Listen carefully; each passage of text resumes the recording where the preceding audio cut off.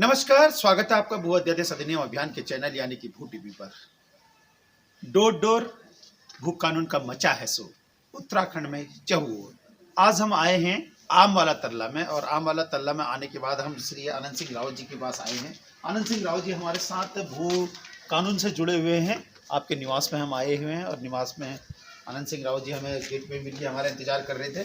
देखिए, आनंद सिंह रावत जी बहुत सारी संस्थाओं से जुड़े हुए हैं, बहुत चीज़ों से जुड़े हुए हैं और हमारे साथ भू कानून से भी जुड़े हुए हैं। रावत जी, हम आपको ये अपील देके जा रहे हैं। ये अपील है, इस अपील को आप देखिएगा।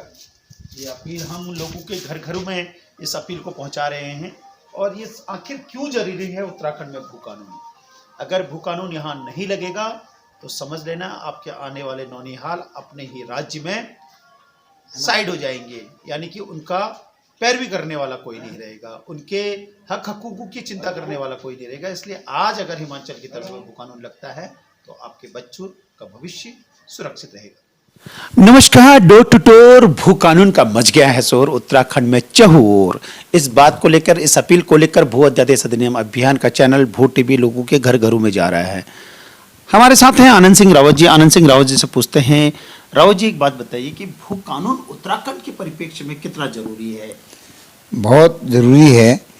जो आज से 20 साल पहले हो जाना चाहिए था वो जो है अब अभी जो हमें देर आए दुरुस्त वाली बात, दुरुस्त आए की बात है। आपने बड़ा अच्छा स्टेप उठाया यार, ये बहुत नितांत आवश्यक है। यदि हमें जो है अपने नौनिहालों के भविष्य की कुछ चिंता है या करनी सोच है तो हमें भू कानून को लिए जल्दी जो है संघर्ष होना चाहिए और हमें भू कानून के लिए लड़ना चाहिए। जहाँ तक हो हम उसको लगाने के लिए सरकार पे दबाव बनाएं। 25 जनवरी 1971 को हिमाचल प्रदेश बना था और 1972 को ही वाईएस प्रभार जी ने वहाँ भू कानून लगा दिया।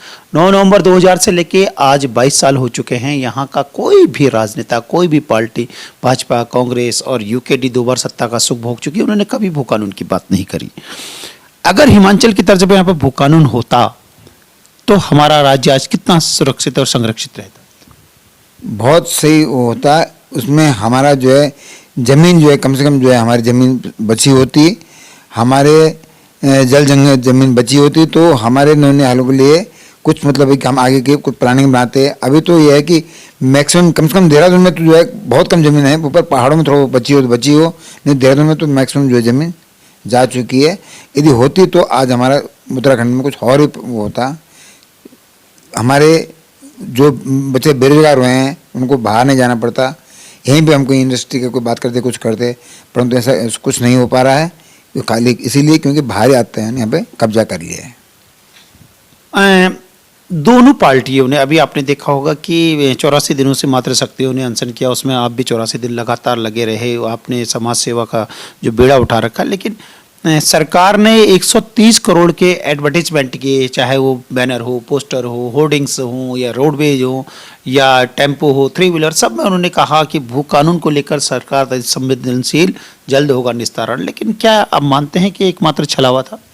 एक मात्र छलावा था, क्योंकि जो है उनको अपने भूमाफिया जिनसे उनको जो है डोनेशन मिलता है, इलेक्शन लड़ने के लिए पैसा मिलता है, उनको भी उन्हें खुश करना है।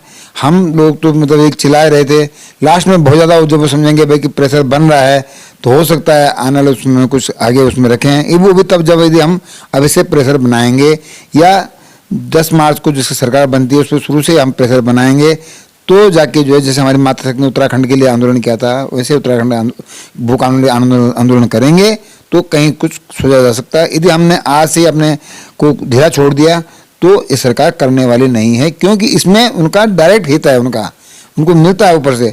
हम लोग तो पब्लिक को तो बेवकूफ़ बनाना राजनेताओं का शुरू से ही काम है। तो हम जो है पब्लिक आपस में डिवाइड रहते हैं, कोई जातिवाद में डिवाइड है। हम लोगों पहाड़ियों में सबसे बड़ा कमी यही है कि साहब कोई बोलेगा वो बोलेगा कुमाऊं का है, वो बोलेगा वो टेरे का, वो बोलेगा पौड़े का, वो ठाकुर है, वो ब्राह्मण है, फलाना, मतलब हम इस तरह बंटे हुए हैं। इसका जो है ये राजनेता पूरा फायदा उठाते हैं। यदि आपको वास्तव में भू कानून लाना तो हम सबको एक स्टेप उस पर आना पड़ेगा। एक मतलब बगैर भेदभाव के, कोई कुमाऊं गढ़वाल मंडल किसी जातिवाद का भेद खत्म करके हमको एक उस मंच पे आना पड़ेगा, तभी जो है इसमें कुछ हो पाएगा। उत्तराखंड की समग्र जनता को मैं बता दूं, यहाँ पे 24 लाख परिवार, 1 करोड़ 35 लाख की जनसंख्या रहती है। उसमें हम आपको बताते हैं कि जितने अभी वर्तमान में भू अध्यादेश अधिनियम अभियान यानी कि भू टीबी और हमारे जो लोग हैं उनके माध्यम से एक दबाव बनाया गया, प्रचंड वेग आया। 2016 से भू अध्यादेश अधिनियम अभियान भू कानून की बात कर रहा है। अभी कांग्रेस ने भी इसको अपने मैनिफेस्टो में रख दिया है, यूकेडी ने भी इसको अपने मैनिफेस्टो में रख दिया। सुनने में आ रहा है कि बीजेपी भी चुनाव का फायदा उठाने के लिए इसको अपने मैनिफेस्टो में रख रही है भू कानून को।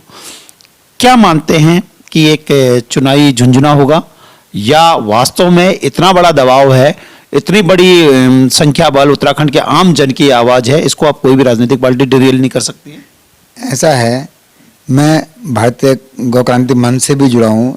जब हमने भारत गौ माता को राष्ट्र माता के लिए यहाँ पे आंदोलन करते थे हम लोग, बहुत हमने मतलब है कि दिन रात हमने एक करके यहाँ से हमने उसको करवाया, हिमाचल से मतलब एक गौ माता राष्ट्र माता। परंतु जब तक केंद्र इसमें एग्री नहीं होगा, जब तक केंद्र से वो नहीं बनेगा, तब तक कोई भी जैसे चाहे लिख दें अपने उसमें कोई बात नहीं, हमें करेंगे सो करेंगे। परंतु उसमें जब तक स्टेट की गवर्नमेंट और सेंट्रल गवर्नमेंट दोनों राजी नहीं होंगे या वहाँ से सेंटर का भी प्रेशर नहीं बनेगा, तब तक जो है ये कानून को लगाने वाले इतना आसान से नहीं लगा सकते हैं। केंद्र का भी इसमें हस्तक्षेप बहुत जरूरी है। कुल मिला के राव जी का कहना है कि जो केंद्रीकृत पार्टियां हैं उनके ऊपर से हरी झंडी मिलनी चाहिए, क्योंकि यहाँ जब 3-3 मुख्यमंत्री बदले जा सकते हैं और 2-2 कांग्रेस के टाइम पे बदले जा सकते हैं, तो कुल मिला के यहाँ उत्तराखंड की जो पहचान है, जो संस्कृति है और जो यहाँ की उत्तराखंडियत है, उसके अपने आप में कोई बकत नहीं है। अब हम आपसे एक प्रश्न और पूछते हैं कि आप इतने सारे मंचों से जुड़े हुए हैं, तो आप उत्तराखंड की समग्र जनता से क्या अपील करेंगे भू कानून को लेकर? हमारा तो यही, जैसे मैं पहले भी कह चुका हूँ कि यदि हमें थोड़ा सा भी अपने कुछ समझ है, कुछ हम आने वाले पीढ़ी के लिए कुछ सोच सकते हैं, तो हम सबको एक ही मंच पे आना होगा। और उसमें चाहे मैं जिस स्तर से भी मेरे से होगा, तन मन धन या अपने जितने उनसे संगठनों से मैं जुड़ा हूँ, सबसे मैं अपील करूँगा, करता आया हूँ, कर भी रहा हूँ बराबर। वास्तव में जब भी कोई बात होती है तो मैं सबको जो लिखता भी हूँ और बराबर मीटिंग में बोलता हूँ कि हमें कम से कम जो हम उत्तराखंडी हैं, हमें तो अपनी अस्मिता को बताना ही पड़ेगा। उसके लिए हमें जो कुछ करेंगे हम करेंगे, दिन रात एक जैसे भी करेंगे। और आपको हम जो है पूरा आश्वस्त करते हैं कि हम आपके साथ में हैं। आप, क्योंकि किसी न किसी को लीडर तो बनना ही पड़ता है, किसी न किसी को लीड तो करना ही पड़ता है। हम आपके साथ में हैं, जिस स्तर से भी होगा हम आपके साथ में रहेंगे, आप चिंता ना करें इस चीज़ को। और हम यही पब्लिक से भी यही डिमांड करते हैं कि हमें अपने उत्तराखंड को बचाना है, अपने जल जंगल जमीन को बचाना है, अपने नौनियालों का भविष्य बचाना है। तो हमको एक मंच पे आना होगा और इस भू कानून को समर्थन देना होगा। आज की डेट में सारे संत महात्मा और जितने भी यहाँ पे बड़े बड़े लोग हैं, या चाहे उसे बीजेपी को हो, आरएसएस को हो, या जितने भी लोग हैं, उनके दिमाग में एक बात तो कह रहे हैं, मान तो रहे हैं कि डेमोग्राफी चेंज हो रही है। और दबे पांव ये भी मान रहे हैं कि बाहरी आतताई शक्तियाँ यहाँ पे आ रही, बाहरी भूमाफिया यहाँ पे आ रहे हैं। तो क्या लगता है कि उत्तराखंड की जनता को इतना बेवकूफ़ समझ लिया है इन लोगों ने?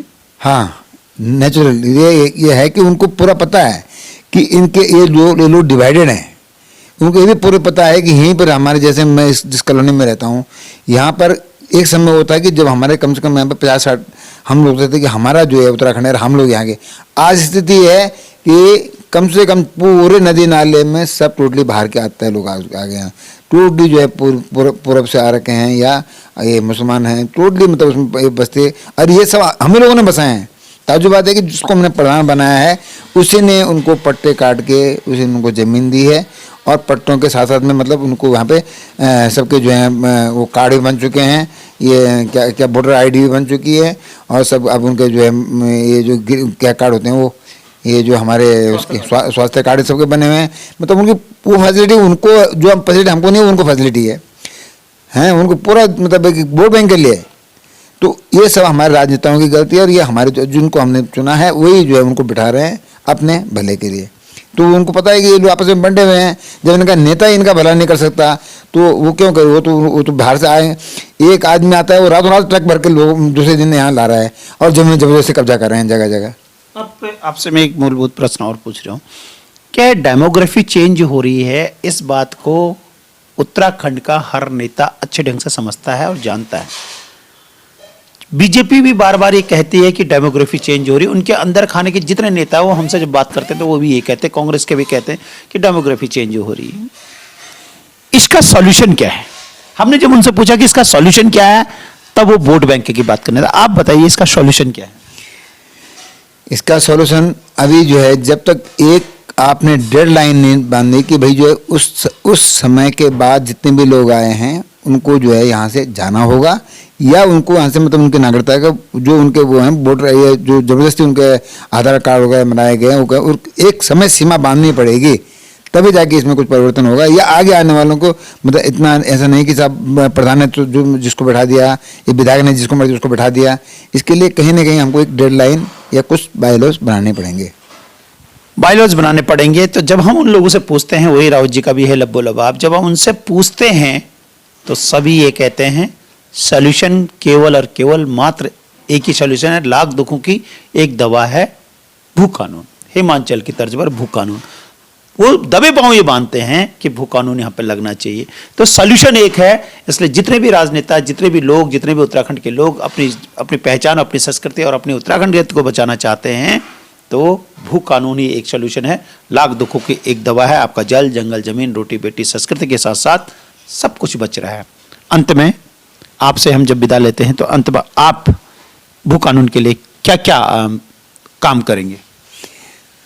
शंकर भाई, भू कानून के लिए जहाँ तक मैं अपना वो देता हूँ, आप जो भी मतलब मेरे को जिस तरह से भी मतलब मेरा आप उपयोग करना चाहेंगे, जिस तरह से आप मतलब मेरे को जो भी काम देना चाहेंगे, मैं उसमें अपने को 100+ में आपसे 100% तो ज़्यादा जो है आपको जो समर्थन देने के पहले भी तैयार हूँ, अभी भी तैयार हूँ।